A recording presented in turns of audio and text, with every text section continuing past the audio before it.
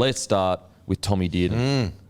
One of the great Origin performances. Truly one of the great Origin performances. That'll go down, for me, in history as one of the better Origin performances, not only just in attack, but in defence. Not only replacing the Queensland captain, getting dropped for you stepping in and winning Player of the Series, the Wally Lewis medal. Think about the greatness, think about the pressure with that 7 on your back when you've just replaced the Queensland captain. Like, you come in and win Player of the Series, that is immense. All the pressure on the world, underdogs, $3, in the betting odds. And yet you go in there, you put the 7 jersey on, you put the state on your back, and you win Player of the Series. Incredible from Tommy Dearden. Absolutely, and well done to the 258 punters that followed me on the feed for our Wally Lewis medal at $61. Enjoy. You're welcome. You're welcome. He was outstanding, wasn't he? So, man. Billy Slater was vindicated in his decision to drop the captain, which was the big talking point after game 1. It was a brave decision. It was a bold decision. But, I'm not really surprised because every time we've seen Tom Dearden play State of Origin, he rips. And even when Queensland lose, he's always kind of making those efforts. He's always kind of chasing, defending, scrambling. And he did all of that tonight as well. There's a couple of times there where New South Wales had particularly Latrell, got on a little bit of a tear. And 2 or 3 times, I think it was Tom Dearden was the guy that was opposite him. That try save on Toto will go down in history. Yep, absolutely. It was like very similar to the Scott Sattler one, just about, wrapped him up and took him out. He was amazing all night. And look, the brilliant thing with the Toto one, we're talking about the best ball running winger in the comp. Yeah. We're talking about the best post-contact meters. We're talking about a bloke that averages over 200 meters and has the most tackle breaks most games. Yep. One-on-one tackle. Dearden, the 7, takes on a barnstorming Brian Toto down the wing. That does not happen. Brian Toto bumps any player that comes across usually, but Dearden manages to get across and puts him across the line. Yep. History, that is Origin folklore right there for me.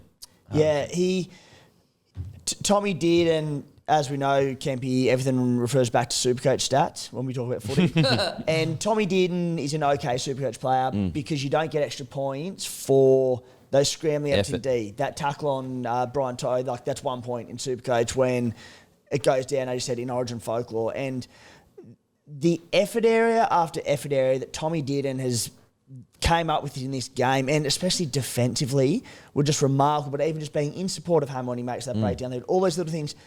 And the other thing, mate, where I sit there and go, all right, Queensland when you're perfect, and people out there will say, well, if we're talking about completions, the Blues for a large part of the game, certainly the first half, we weren't far off them. I think we had 1 error in our first 30, 35 minutes or so. Yeah. Yet the scoreline told a completely different story, and why could they crack and we couldn't? Mate, I thought what Tommy Dearden and Cam Munster did incredibly well, put us to shame, was their kicking game. Yep. So much of what they did was kicking from about on the halfway line. Simple. Yeah. It was long. It was deep. It'd sit on about our 10. The Maroons' kick chase was better than ours all game, including those 2 players who were always up there. They were just timing it. The distance was great. And even more so, they weren't, particularly Munsters, they weren't just end over end, where as an outside back or a fullback at rugby league level, where you see an end over end coming, you can sort of come into it at speed, catch it, and have the momentum and be flying into contact. They're ones where you sit there and you're trying to plant your feet and get underneath the ball because they were doing enough. There were a few floaters, there were a few just because they weren't over end. I thought their kicking games, and in particular those ones from their halfway line, they were a huge difference in this game. Yeah, outstanding. And I felt like they did a real good job of sharing the kicking duties as well. Yes. Both players, when they were kicking, weren't rushed. Whereas we'll speak more about New South Wales, but to start the game with opening with a 7 tackle set, Luai kicked multiple times. Cleary got tackled on the 5th. As you said, the good thing about Queensland, they were calm and it wasn't so frantic. They were very simple, get to a certain point on the field, get it high. Whereas with New South Wales, especially in the first half, it was so frantic and they looked like they never had time. So Tommy Dearden, what an incredible journey. It just shows you that, certain environments suit certain people, and Dearden at the Broncos, clearly he wasn't treated correctly, goes up to the Cowboys, and the Cowboys are a huge part of making him great. What just an amazing, amazing performance from Dearden. And the good thing is he'll probably be there now for the next 10 years. He's proven he can play 7 at Origin 2. Yep. Or not the next 10 years, but at least the next, 5, 6 years. Truly an Origin-made player, and a rightly deserved player of the series. Incredible. Look at that try saver we're looking at the moment on Toto. Then you've got other guys coming in as well from the flick inside. It's just amazing to watch. Have a look at this with this try. The support again. Alrighty, now on to the Blues. Look, I just want to preface this all by saying, yes, Queensland played 10 out of 10. They couldn't have played any better.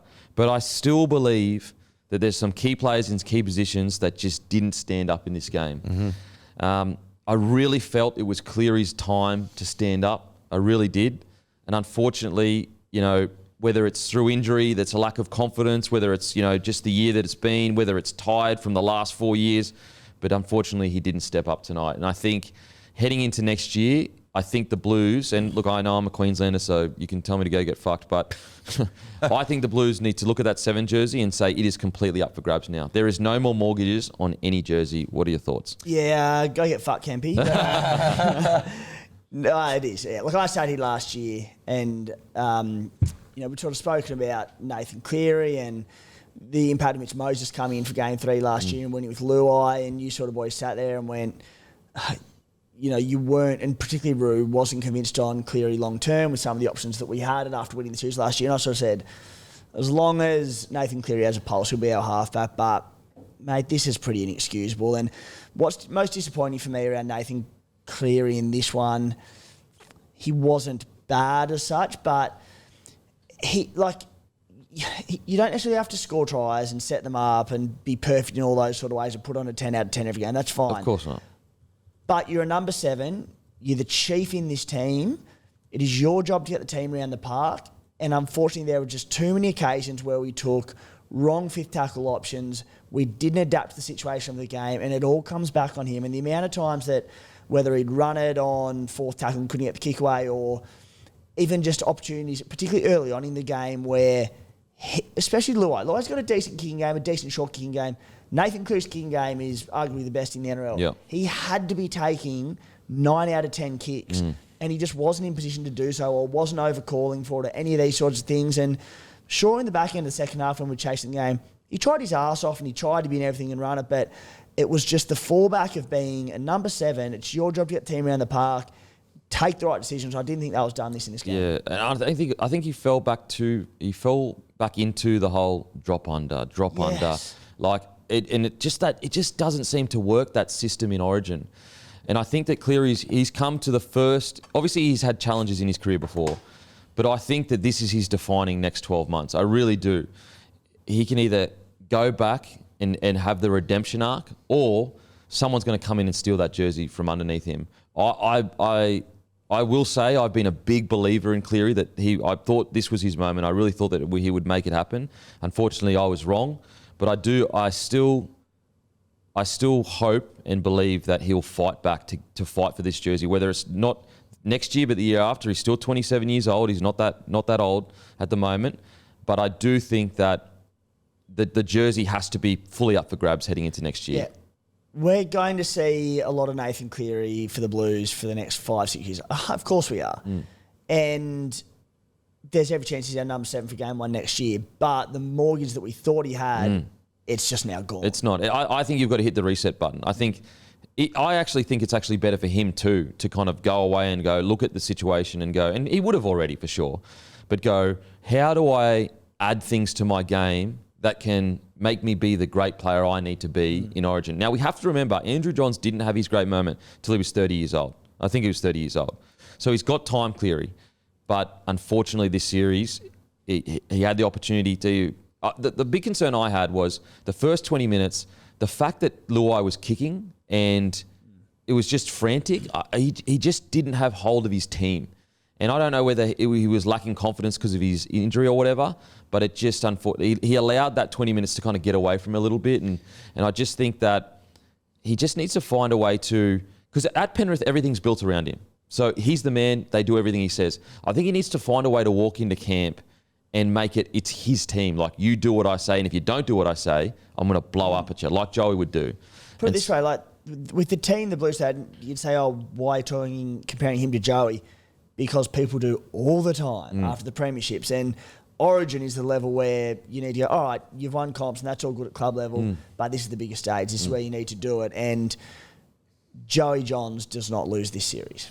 Mate, and could you imagine how if that first 10 minutes happens with Joey, there would have been a camera on him and you would have seen him going off his head. Now, I know they're not the same player, and I know it's unfair to Cleary to compare him to it, but that's just how highly I think of Cleary.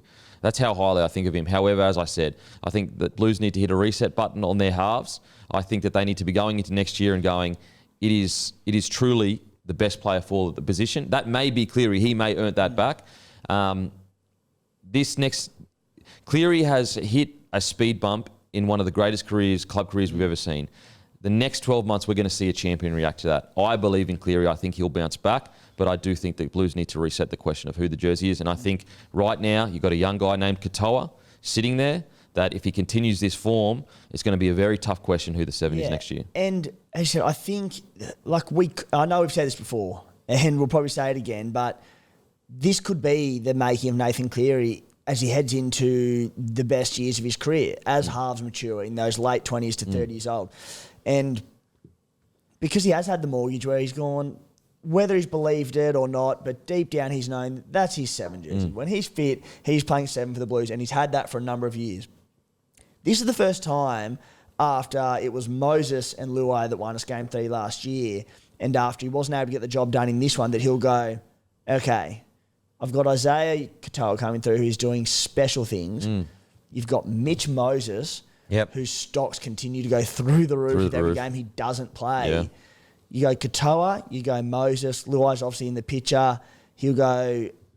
You got young guys like Strange coming through in the 6 jersey. You know, you've got some guys coming options. through. Latu. Yeah. He has to go to another level, Nathan Cleary, and he'll know that, and he'll go, okay, do I want to be remembered for my grand final wins and cool, that's all good, but he'll go, no, like, I need to dominate Origins, and something has to change to do that. Something definitely has to change, I think, in the Origin arena for Cleary. And as I said, this will be this will make or break his Origin career the next 12 months, I think, next 12, 24 months. I personally, although I believe that, he wasn't good in this game decider, and I didn't think he was good in Game 2 either, I believe he'll bounce back. I got faith in Nathan Cleary. And I know people go, oh, you're still protecting Cleary or whatever. I'm not protecting. I'm saying that he didn't have a good series and he should have been better in Game 3. What I am saying is I believe that he'll bounce back from this poor series. What do you reckon, Matty? It's a clean slate. I know this is going to sound ridiculous, but if Penrith win the comp this year, it doesn't change a thing for me. It's a clean slate from round 1 next year. He's won 4 comps in a row. Like, I don't care if he wins the comp this year. We know what he can do for Penrith. Yeah. For me, Moses, as you just said to me, his stocks are just going up and up and up. The only problem is he's not playing games. I think next year Moses deserves to be the favourite come round 1, but it should be a clean slate. Whoever's playing the best. Complete reset. Whoever's playing the best. I think this year Katoa's been the best number 7. I would have picked Cleary. I wouldn't have even blinked. But next year it has to be Cleary should get no advantage next year because it sounds harsh. It was on a platter for him. He had the better team. Whenever he had any chance to do anything, he just took the wrong option. It was horrendous. So, yeah, it's so weird because he's so good and he's such a freaking grand final team. He's got 2 Clives. It's not like he doesn't show up for big games. He's got 2 Clives. He's got one of the most clutch moments in the history of the game in 23. Yeah. He kicked South to death in 2021. He's a freak. I can't make sense of it. But yeah, it's a clean slate next year for sure. It shows you how important combinations are and types of rugby league that are played. And unfortunately, Cleary just looked a bit out of his element in this game. So, but that's the thing, mate. He's got all these. He's literally got his club back rower that he's had for years. Like he's got his club back rower. His club 5'8" essentially. His club 5'8" essentially. His club centre essentially, and Stephen Crichton, who's on his same edge as well. Yeah. That's where it's like, and Dylan Edwards, he's got his club fullback. Yeah, so it's like, I'm with you, mate.